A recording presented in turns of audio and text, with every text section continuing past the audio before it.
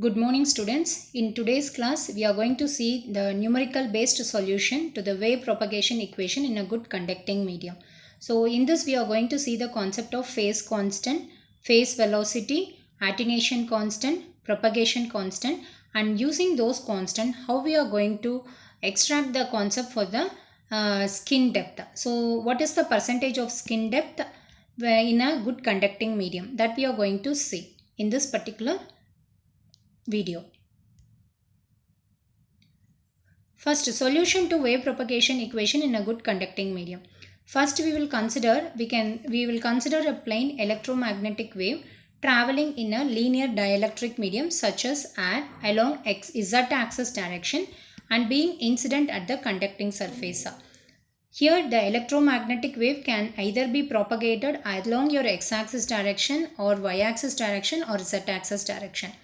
Suppose if this is going to be my electromagnetic wave propagated in x-axis, I wanted to write here it is along your x-axis. Suppose I am going to propagate my electromagnetic wave along my y-axis, then I have to say here the wave is propagated in your y-axis direction.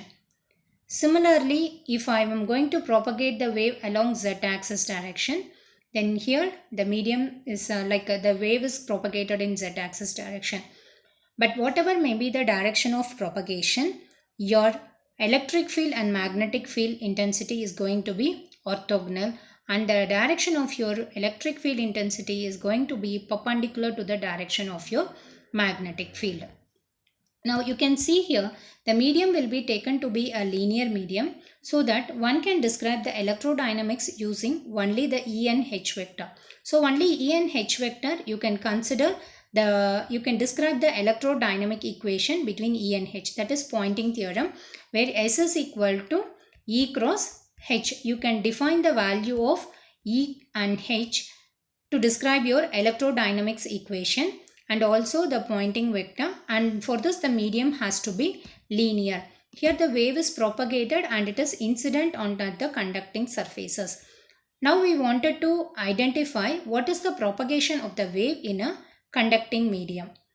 Now consider a pair of your curl equation, that is curl H is equal to J plus dou D divided by dou T, and one more is curl E is equal to minus dou B divided by dou T. So these two equations, the two equation is going to be curl E is equal to dou B divided by dou T. This is your Maxwell's second equation in electrostatics. Similarly, Maxwell's second equation in magnetostatics can be written as curl H is equal to J plus dou D divided by dou T. And this is your Maxwell's equation, that is Maxwell's second equation in magnetostatics. Now we wanted to consider the Maxwell's equation having curl. So in this, the first equation what we are going to consider is curl E is equal to minus dou B by dou T, which is equal to minus mu dou H divided by dou T. And the second equation is curl H is equal to J plus dou D divided by dou T. It is the original equation, that is curl H is equal to J plus dou D divided by dou T. J is your conduction current and dou D by dou T is your displacement current. The relationship between D and E is D is equal to epsilon into E. So when you write it here, you will get curl H is equal to J plus dou by dou T. In the place of D, you need to write it as epsilon into E. And this equation, when you expand and write it, you will be getting sigma into E plus sigma into E, it is nothing but your conduction current density, which is nothing but the modified form of your Ohm's law, and it is your displacement current density. So these two curl equations we have taken into account for deriving the expression for the solution of your wave propagation equation. Now let us consider the value of E, H and K, and you consider it is going to be along your x-axis, y-axis and z-axis. So now we'll have it curl E in place of Y, because the direction of the wave is propagated along your z-axis. So when the wave is propagated along your z-axis, the wave propagation equation is written as dou Ex divided by dou Z, which is equal to, I am going to consider the electric field intensity along y-axis direction and magnetic field intensity along x-axis direction. In case if I am going to consider the electric field intensity along y-axis direction, we can write curl E of y is equal to dou Ex by dou Z. It is the part that represents the wave propagation along your z-axis in a linear medium, and it is the value, that is curl E along your y-axis, equal to wave propagated along your z-axis, which is equal to mu. H is your magnetic field intensity along y-axis direction. Simplifying this, we will be getting dou Ex by dou Ez plus mu into dou Hy by dou T. So from this part, if you are writing, you will be getting it is equal to 0. Now curl H. Similarly, we need to apply curl H is equal to J plus dou D divided by dou T. In this also, we have to identify the value of your magnetic field intensity. So the value of your magnetic field intensity along your x-axis is equal to, because when you are going to propagate, you consider this is going to be your y-axis, it is your z-axis, and here it is your x-axis. The wave is propagated along z-axis. When the wave is propagated, the other two fields are going to be orthogonal, where the electric field is assumed to be on your y-axis, and perpendicular to this, the magnetic field is assumed. But like both the fields, both your electric field and magnetic field are going to be orthogonal for the wave propagated in a linear medium. Therefore, we can identify the value of magnetic field intensity along your x-axis as sigma Ex plus epsilon dou Ex divided by dou T. It is nothing but the magnetic field intensity with respect to your wave propagation on your z-axis in a linear medium. We'll get dou Hy by dou Z. From this equation, we are going to frame the complete equation as dou Hy by dou Z plus sigma into Ex plus epsilon into dou Ex by dou T is equal to 0. So we'll take the time variation to be harmonics. When you are going to consider the field is going to vary, harmonically varying field or sinusoidally varying field, you can write it as e to the power of j omega t. Therefore, the time derivative is equal to the multiplication of your j omega. Therefore, the equation 1 and 2, that is from curl, we identified the equation by for a magnetic field intensity and electric field intensity with respect to the wave propagation, right? That can be written as dou Ex by dou Z plus I j mu omega Hy is equal to 0. Similarly, the equation dou Hy by dou Z sigma Ex, and it is going to be with respect to your Ex. In terms of harmonically varying field, if you write it, you can write it as j omega or I omega epsilon into Ex. Now, simplifying this equation, we can get the equation as dou square Ex divided by dou Z square plus I mu omega dou Hy is equal to dou square Ex divided by dou Z square, and this Hy, we can write it otherwise this is equal to this, like modified form of your Ampere's law, and you are going to equating the two Maxwell's equation, that is Maxwell's second equation of your electrostatics with the Maxwell's second equation of your magnetostatics. When you write it, the expression is obtained as shown over here.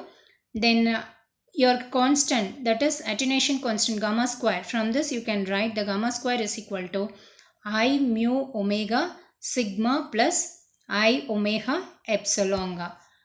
In terms, we can write it as dou square Ex divided by dou Z square is minus gamma square into Ex is equal to 0. For this, if we identify the roots of this quadratic equation, we'll be obtaining the same for magnetic field intensity also. Here we'll get Ex and Hy. Ex is equal to A hyperbolic term of your cos term into gamma x plus B sin h gamma x.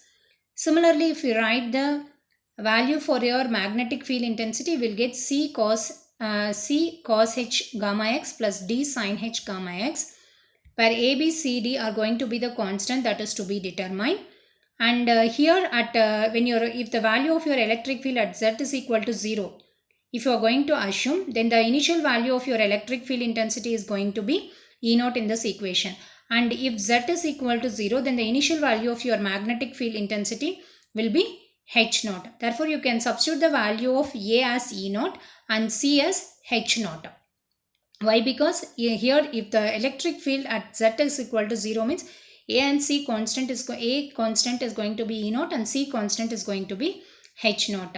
Now we need to identify the parameter B and D. So to identify the value of the parameter B and D, it is also going to be the constant. Now we have to go on with the first order differential equation, like dou Ex by dou Ez plus I mu omega Hy is equal to 0. Dou Hy by dou Z plus sigma Ex plus I omega epsilon Ex is equal to 0. From this equation, we can identify the value of, substituting over here, we can identify the value of B and D. So when you, after this, you will get the value of B and D as, it is E naught is your A value, H naught is going to be your C value. From solving these two equations, you will get the value of D as minus gamma divided by I omega mu, and the same value and the value of your B is written as, D. Again you have to simplify. We know that gamma is equal to root of I mu omega sigma plus I omega epsilon divided by I omega mu.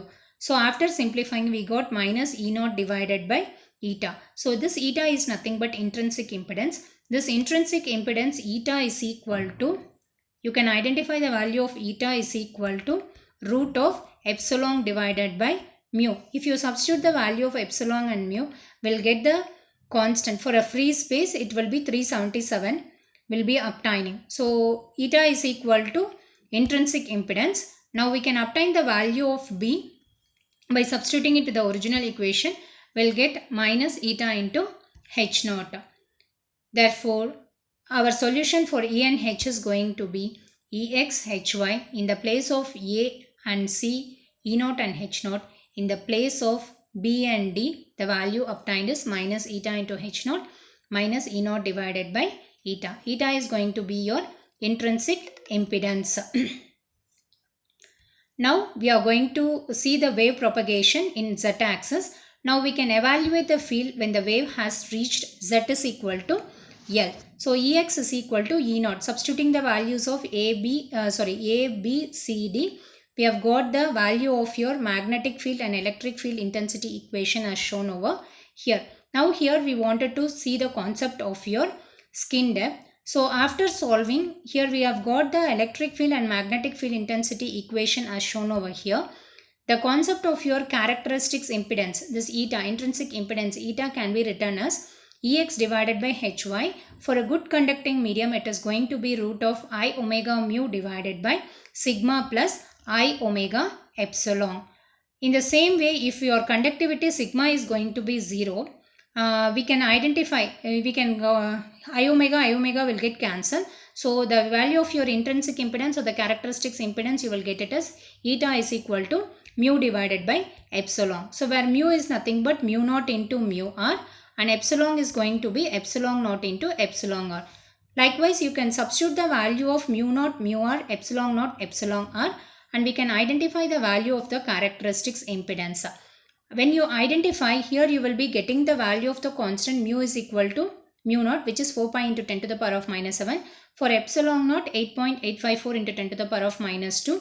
When you identify, we will be getting the value of the characteristics impedances as 377. So when you see the characteristics impedance, it is having the dimension of the resistance. So we are going to represent it with the unit called ohm. In the similar manner, we can identify the value of your propagation constant and attenuation constant. Suppose if you are going to assume this for the three-dimensional equation, here you have to assume your wave propagation equation, Maxwell's equation in second equation in electrostatics and Maxwell's second equation in magnetostatics.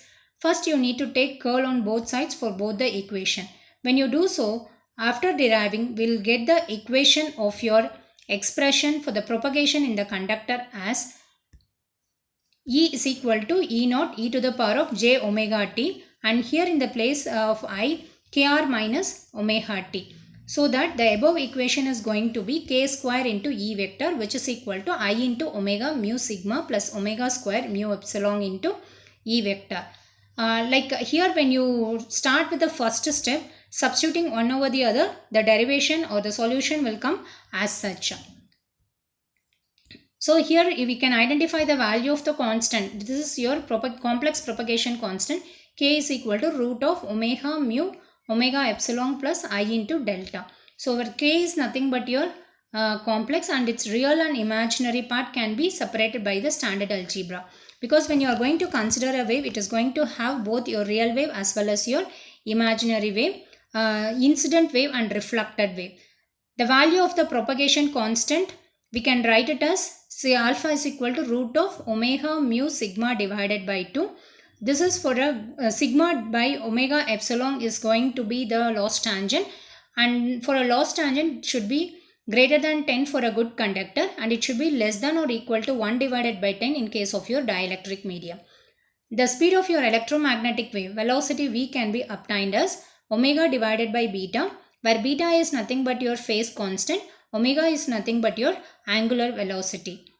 From this, if you identify the value of your skin depth, you can see here the electric field amplitude diminishes with the distance. So as your distance is going to get increased, your electric field will get diminished. Therefore, the distance to which the field penetrates before its amplitude diminishes to be the factor is known as skin depth. So skin depth is defined as delta is equal to 1 divided by alpha. Alpha is nothing but your attenuation constant, which is equal to root of 2 divided by omega into mu sigma. Like when your field is going to be 0. As your distance is increased, your field get vanished, right? That time your skin depth value is going to be root of 2 divided by omega mu into epsilon. So from this you can see here the wave does not penetrate much inside the conductor. Therefore, consider your magnetic wave of frequency 1 MHz for copper, which has the conductivity. So this is just an example where the frequency is going to be 1 MHz and the conductivity sigma is going to be 6 into 10 to the power of 7. So substituting these two values over here, we will be getting the skin depth in copper to be 0.067 mm. Now you compare the same thing with the seawater. So for seawater, it is having a salinity, and therefore the salinity is about 25 centimeter, while in case of your fresh water it is going to be 7 meter. So because of small skin depth in a conductor, any current that rises in the metal because of the electromagnetic wave is confined within a layer of the surface. Now we need to identify the reflection coefficient and transmission coefficient. Here we are going to have the wave incidented along your z-axis direction in a linear medium, and it is going to be incidented in a conducting part. As that, we can consider no current densities is going to exist anywhere. Now the continuity of your electric and magnetic field. So when you are taking any electromagnetic application, it is going to have both incident wave as well as your reflected wave.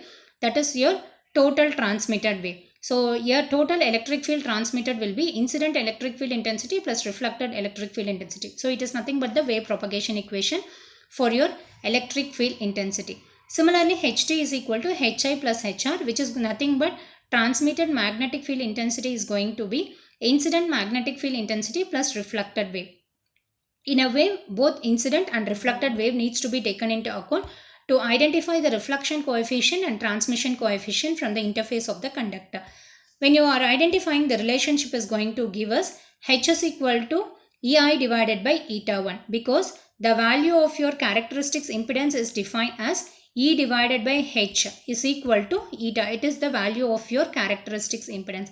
Similarly, if you identify it for incident wave and reflected wave of your magnetic field intensity, it is going to give the value Hi is equal to Ei divided by eta 1, Hr is equal to Er divided by eta 1. Likewise, you can identify the value of the reflection coefficient and transmission coefficient just by propagating the wave in either of the direction and making the direction to be similar for the propagation of your electric field and magnetic field intensity. Solving this, will be getting the answer of your expression as Er by Ei is equal to eta 2 minus eta 1 divided by eta 2 plus eta 1, where eta is known as your characteristics impedance of your wave propagation equation. Similarly, the transmitted wave and the incident wave ratio is written as Er divided by Ei, which is equal to 2 eta 2 divided by eta 2 plus eta 1. This is going to be the magnetic field expression by interchanging your eta 1 and eta 2 in the above expression. So far we have completed the wave propagation equation in good conducting medium, concept of your skin depth, and how to solve the problems. Everything has been discussed in this video. Thank you, students.